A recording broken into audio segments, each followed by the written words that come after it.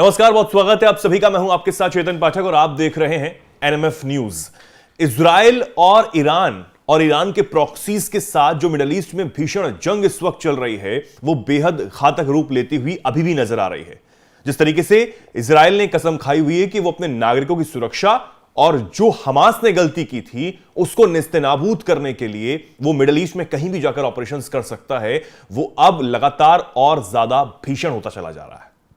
Israel की तरफ से बेंजामिन नेतन्याहू जो वहां के प्रधानमंत्री हैं वो बार बार हमास पर और ज्यादा घातक वार करते हुए नजर आ रहे हैं। अभी भी गाजा में किसी को छोड़ा नहीं जा रहा है। सिर्फ एक शर्त है कि उनके जो नागरिक हमास के द्वारा बंदी बनाए गए हैं उन्हें किसी भी सूरत में वापस भेजा जाए। लेकिन इस बीच एक बड़ी खबर सामने आई है।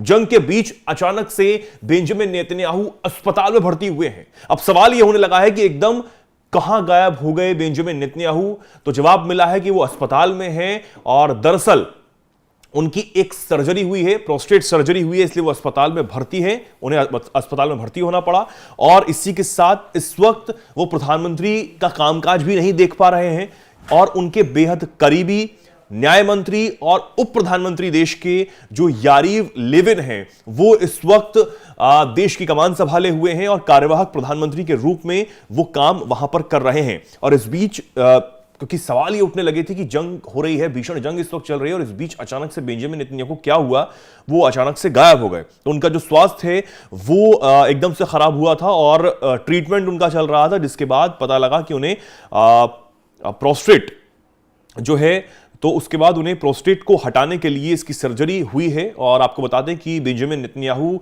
75 साल के हैं और दुनिया के उन लीडर्स में हैं जिनकी उम्र सबसे ज्यादा है और वो उस तेजी से काम भी करते हुए नजर आते हैं। हालांकि आपको बता दें कि इससे पहले भी उनकी एक सर्जरी जो है वो हो चुकी है। इससे पहले भी मार्च में हार्निया की सर्जरी उनकी हुई थी, तभी वो अस्पताल में कई दिनों तक भर्ती रहे थे।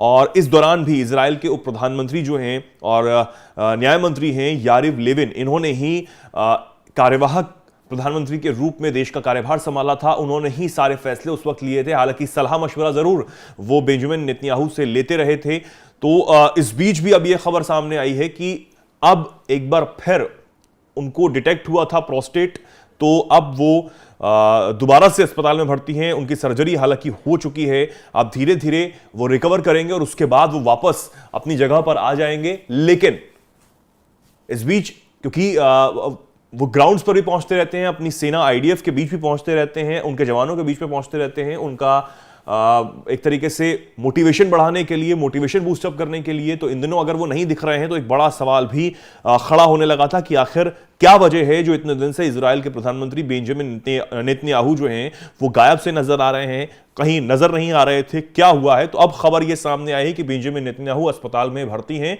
और यारिव लेविन को कार्यवाहक प्रधानमंत्री जो है वो बनाया गया है।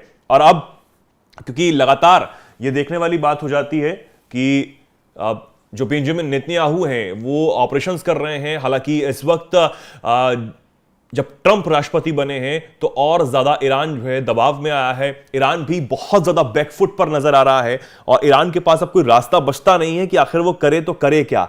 और इस बीच जो बेंजामिन नेतन्याहू हैं, इजराइल की जो सेना है, इजराइल के जो लोग हैं वो अपने आप को और ज्यादा मजबूत मान रहे हैं ईरान के सामने। ईरान के प्रॉक्सीज हैं, चाहे वो हिजबुल्लाह हो, हमास हो और जो यमन में बैठे हुती विद्रोही हो, उन सब में एक मजबूत अपने आप को मान रहे हैं, मजबूत स्थिति में मान रहे हैं। खुद बेंजामिन नेतन्याहू ये बार बार लोगों को बताते रहे, अपने लोगों को संबोधित करते रहे, लेबनान में बैठे लोगों को संबोधित करते रहे कि आप जो आम लोग हैं ईरान की चालों में ना फंसें और उनके साथ में ना आए, उनके साथ जो भी खिलाफ उनके हो रहा है उसमें आप शामिल ना हो। हम ऑपरेशंस कर रहे हैं और जैसे ही ऑपरेशंस खत्म होंगे आप वापस जो है अपनी जगह पर आ सकते हैं। लेकिन हिजबुल्लाह हो या फिर हमास हो, इनको खत्म करना ही अब आखिरी रास्ता बचा है। इसलिए इजराइल अब पूरे दमखम के साथ लगातार लगा हुआ है और वो नहीं चाहता कि किसी भी सूरत में हमास, हिजबुल्लाह और ईरान को अब छोड़ा जाए। हालांकि ईरान आपको जैसे बताया वो बिल्कुल बैकफुट पर चला गए हैं, कोई ऑप्शन नहीं उनके पास राष्ट्रपति पुतिन के आने के बाद। तो माफ कीजिए, राष्ट्रपति जो है ट्रंप के आने के बाद तो और ज्यादा चीजें बदलाव होता हुआ नजर आ रहा है और ज्यादा जो पक्ष है वो मजबूत होता हुआ नजर आ रहा है बेंजामिन नेतन्याहू का। अब आप इस पर क्या कुछ कहना चाहते हैं कमेंट सेक्शन में आप जरूर बताएं और ऐसे ही जुड़े रहें एनएमएफ न्यूज के साथ। नमस्कार।